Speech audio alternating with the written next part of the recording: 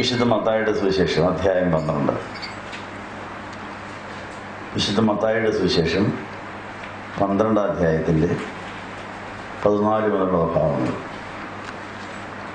പരീശന്മാരോ പുറപ്പെട്ട് അവനെ നശിപ്പിക്കുവാൻ വേണ്ടി അവനെതിരായി പരസ്പരം ആലോചിച്ചു. യേശു അതറിഞ്ഞ് അവിടം വിട്ടുപോയി. വലിയ ജനക്കൂട്ടം അവനെ അനുഗമിച്ചു. അവൻ അവരെയൊക്കെയും സൗഖ്യമാക്കി തന്നെ പ്രസിദ്ധനാക്കരുതെന്ന് അവരോട് ആജ്ഞാപിച്ചു.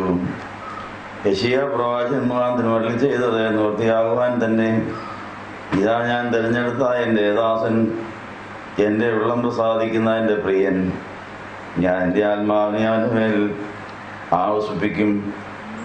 അവൻ ജനതകൾക്ക് ന്യായവിധി അറിയിക്കും.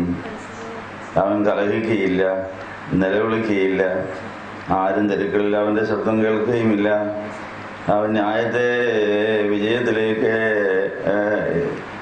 വിജയത്തിലെത്തിക്കുന്നത് വരെ ചതഞ്ഞ ഓട ഒടിച്ചു കളയുകയില്ല, പുകയുന്ന തിരി കെടുത്തി കളയുകയുമില്ല. ജാതികൾ അവൻ്റെ നാമത്തിൽ പ്രത്യാശ വയ്ക്കും. അനന്തരം ചിലർ കുരുടനും ഊമനുമായ ഒരു ഭൂതഗ്രസ്തനെ അവൻ്റെ അടുക്കൽ കൊണ്ടുവന്നു. ഊമൻ സംസാരിക്കുകയും കാണുകയും ചെയ്യുവാൻ തക്കവണ്ണം അവനെ സൗഖ്യമാക്കുകയും ജനസമൂഹമൊക്കെയും വിസ്മയിച്ചു. ഇവൻ ദാവീദ് പുത്രൻ തന്നെയോ എന്ന് പറഞ്ഞു. അത് കേട്ടിട്ട് പരീശന്മാർ, ഇവൻ ഭൂതങ്ങളെ തലവനായ ബെൽസെബൂലിനെ കൊണ്ട് അല്ലാതെ ഭൂതങ്ങളെ പുറത്താക്കുന്നില്ല എന്ന് പറഞ്ഞു. അവൻ അവരുടെ നിരൂപണം പറഞ്ഞ് അവരോട് പറഞ്ഞത്, ഒരു രാജ്യം തന്നിൽ തന്നെ ഭിന്നിക്കുന്നുവെങ്കിൽ ശൂന്യമാകും. ഒരു പട്ടണമോ ഗ്രഹമോ തന്നിൽ തന്നെ ഭിന്നിക്കുന്നുവെങ്കിൽ നിലനിൽക്കുകയില്ല. സാത്താനെ പുറത്താക്കുന്നുവെങ്കിൽ അവൻ തന്നിൽ തന്നെ ഭിന്നിച്ചു പോയല്ലോ, പിന്നെ അവൻ്റെ രാജ്യം എങ്ങനെ നിലനിൽക്കും? ഞാൻ ബെൽസെബൂലിനെ കൊണ്ട് ഭൂതങ്ങളെ പുറത്താക്കുന്നുവെങ്കിൽ നിങ്ങളുടെ മക്കൾ ആരെ കൊണ്ട് അവനെ പുറത്താക്കുന്നു? അതുകൊണ്ട് അവർ നിങ്ങൾക്ക് ന്യായാധിപന്മാരാകും. ദൈവാത്മാവിനാൽ ഞാൻ ഭൂതങ്ങളെ പുറത്താക്കുന്നെങ്കിലോ ദൈവരാജ്യം നിങ്ങളുടെ അടുക്കൽ വന്നെത്തിയിരിക്കുന്നു. ആദ്യം തന്നെ ബലവാനെ പിടിച്ചു കെട്ടാതെ അവൻ്റെ വീട്ടിൽ കടന്ന് അവൻ്റെ സാധനങ്ങൾ കവർച്ച ചെയ്യുവാൻ എങ്ങനെ കഴിയും? പിടിച്ചു കെട്ടിയാൽ പിന്നെ അവൻ്റെ വീട് കവർച്ച ചെയ്യാം. എന്നോടുകൂടെ അല്ലാത്തവൻ എനിക്ക് എതിരാണ്. എന്നോടുകൂടെ ശേഖരിക്കാത്തവൻ ചെതറിച്ചു കളയുന്നെന്ന് അരുളി ചെയ്തു. നിങ്ങൾക്കെല്ലാവർക്കും സംപ്രീതി ഉണ്ടായിരിക്കട്ടെ. നമുക്കിങ്ങനെ പ്രാർത്ഥിക്കാം. കർത്താവേ, ഈ ആരാധനാ സമയത്ത് ഞങ്ങൾ വായിച്ചു കേട്ടതായ തിരുവചനങ്ങൾക്കായി ഞങ്ങൾ നന്ദി പറയുന്നു. അത് ഏതോ ആത്മാവിൽ എഴുതപ്പെട്ടോ അതേ ആത്മാവിൽ അത് വ്യാഖ്യാനിക്കുവാനും അതിലെ സന്ദേശം ഉൾക്കൊള്ളുവാനും ഞങ്ങളുടെ അഭിഷേകം ജ്വലിപ്പിക്കണമെന്ന് പ്രാർത്ഥിക്കുന്നു. പരിശുദ്ധ മാമോദീസായം ലഭിച്ച അഭിഷേകം ജ്വലിപ്പിക്കാൻ ഞങ്ങളുടെ നിരസനയിൽ ആരാധിക്കുന്നു. വന്നിരിക്കുന്ന എല്ലാവരുടെയും ആവശ്യങ്ങളും സങ്കടങ്ങളും ദുഃഖങ്ങളും അവിടെ നിന്ന് അറിയുന്നുവല്ലോ. പരിശുദ്ധാത്മാവ് അഭിഷേകം ഞങ്ങൾക്ക് തന്ന് നല്ല ആലോചന ഞങ്ങളിൽ തന്നു കഴിഞ്ഞ് ഞാൻ നന്ദിയോടെ ശ്രദ്ധിക്കുന്നു.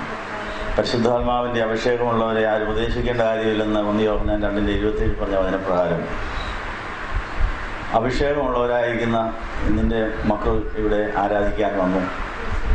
അവർക്ക് അഭിഷേകം ജ്വലിപ്പിക്കുവാൻ ഞങ്ങൾ ഒത്തൊരുമിച്ച് സഹകരിച്ചു. അപ്പോൾ ഞങ്ങൾക്ക് വേണ്ട സന്ദേശങ്ങൾ തന്നു കഴിഞ്ഞ് ഞാൻ നന്ദി പറയുന്നു. ഫിലിപ്പി ലേഖനം 2 അധ്യായത്തിൽ പറഞ്ഞിരിക്കുന്ന വചനപ്രകാരം ഞങ്ങൾ എല്ലാവരെയും ശ്രേഷ്ഠമായിട്ട് എണ്ണുവാനുള്ള പ്രബോധനം എന്ന് പ്രാർത്ഥിക്കുന്നു. മറ്റുള്ളവർ ചെയ്തതോ ചെയ്തുകൊണ്ടിരിക്കുന്നതോ മാത്രം നോക്കാതെ ചെയ്യിപ്പിക്കാൻ പോകുന്ന ശ്രേഷ്ഠമായ കാര്യങ്ങളെ പരിശുദ്ധാത്മാവിൻ്റെ കണ്ണിലൂടെ കണ്ട് പിതാവിനോട് ചോദിച്ച് മനസ്സിലാക്കി എല്ലാവരെയും ശ്രേഷ്ഠമായിട്ട് എണ്ണി ബഹുമാനിക്കുവാനും ആദരിക്കുവാനും അവരെ ശുശ്രൂഷിക്കുവാനും അവരോട് ചേർന്ന് വേല ചെയ്യുവാൻ ഞങ്ങളെ സഹായിക്കണമെന്ന് പ്രാർത്ഥിക്കുന്നു. കർത്താവേ, അവിടുത്തെ 2ാമത്തെ വരവിൽ ഞങ്ങൾ ഒരു ശരീരത്തിൻ്റെ അവയവങ്ങളാവേണ്ടവരാണല്ലോ. ആ വേല പൂർത്തിയായി ഞങ്ങളുടെ പണിക്കുറവ് തീർക്കുവാൻ ഞങ്ങൾ പണിപ്പുരയിലിട്ടിരിക്കുന്നതിനാണ് നന്ദി പറയുന്നു. അങ്ങനെ വെട്ടുകുഴിയിൽ നിന്ന് വെട്ടിയെടുക്കപ്പെട്ട് പാറമടയിൽ നിന്ന് പൊട്ടിച്ചെടുത്ത് അത് കുഴഞ്ഞ ചേറ്റിൽ നിന്ന് ഇഷ്ടികയായിട്ട് ചുട്ടെടുത്ത് അങ്ങനെ 3 തരം കല്ലുകൾ സഭാ കെട്ടിടത്തിൻ്റെ ഭാഗമാകുവാൻ ഞങ്ങൾ ഏതിനും കല്ലാണെന്ന് മനസ്സിലാക്കി ആ കല്ല് അവിടുന്ന് ഞങ്ങൾക്കായി മാറ്റിയിട്ടിരിക്കുന്ന ഒഴിവിൽ ഫിറ്റ് ചെയ്ത് അതിൽ അവിടെ പണിത് ജന്മസാഫല്യം അടയുവാൻ സഹായിക്കണമെന്ന് പ്രാർത്ഥിക്കുന്നു. പരിശുദ്ധാത്മാവിൻ്റെ അഭിഷേകത്തിൽ ഞങ്ങൾ തലയോട് ചേരുന്ന ഉടലായി തലയെ അനുസരിക്കുന്നവരായി ആ തലയുടെ മഹത്വത്തിൻ്റെ പങ്കാളികളായി തീരുവാൻ ഞങ്ങളെ സഹായിക്കണമെന്ന് ഞങ്ങൾ പ്രാർത്ഥിക്കുകയാണ്. വന്നിരിക്കുന്നവരുടെ ഇതിൻ്റെ ആവശ്യങ്ങൾ അറിയുന്നു. മുറിവേറ്റവരെ, ചതഞ്ഞവരെ, വേദനയുമായി വന്നവർ, ദുഃഖങ്ങളുള്ളവർ, സങ്കടങ്ങളുള്ളവർ എല്ലാവരും കാണുന്നു, അറിയുന്നു. പരിശുദ്ധാത്മാവിൻ്റെ അഭിഷേകത്തിൽ ഞങ്ങൾ തലയോട് ചേരുന്ന ഉടലായി തലയെ അനുസരിക്കുന്നവരായി ആ തലയുടെ മഹത്വത്തിൻ്റെ പങ്കാളികളായി തീരുവാൻ ഞങ്ങളെ സഹായിക്കണമെന്ന് ഞങ്ങൾ പ്രാർത്ഥിക്കുകയാണ്. വന്നിരിക്കുന്നവരുടെ ഇതിൻ്റെ ആവശ്യങ്ങൾ അറിയുന്നു. മുറിവേറ്റവരെ, ചതഞ്ഞവരെ, ദുഃഖങ്ങളുള്ളവരെ, സങ്കടങ്ങളുള്ളവർ എല്ലാവരും കാണുന്നു, അറിയുന്നു. ആ നൂറ്റാണ്ടുകൾക്ക് മുമ്പ് ലോകത്തിൽ തൻ്റെ അടുത്ത് വന്നവരെയൊക്കെ ആശ്വസിപ്പിച്ച കർത്താവ് ഇവിടെ എത്തി ഈ വിശുദ്ധ കുർബാനയിലൂടെ ഞങ്ങൾക്ക് തന്ന ആശ്വാസത്തിനും സാന്ത്വനത്തിനുമായി നന്ദി പറയുന്നു.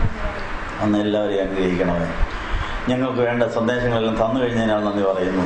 ഞങ്ങൾ കേട്ട വചനപ്രകാരം കർത്താവ് ഞങ്ങളുടെ പാപശാപങ്ങൾ ഏറ്റുവാങ്ങി കുരിശിൽ മരിക്കാൻ വന്നതുകൊണ്ട് കർത്താവിനെ കുരിശിക്കാൻ ചിലർക്ക് തോന്നിയത് തൻ്റെ മഹത്വം കാണാഞ്ഞതുകൊണ്ടാണെന്നുള്ള കാര്യം ഞങ്ങൾ കേട്ടു. കർത്താവെ, ഞങ്ങൾക്ക് കുരിശ് എന്നും ആവശ്യമായതുകൊണ്ട് ഞങ്ങൾ ആരാണെന്ന് അറിയിക്കാതെ ഞങ്ങൾ കുറ്റങ്ങൾ ആരോപിക്കുന്നവരെ കുരിശ് ഉണ്ടാക്കി തരാൻ ഒരുക്കിയിരിക്കുന്നതിനെ ഞങ്ങൾ നന്ദി പറയുന്നു.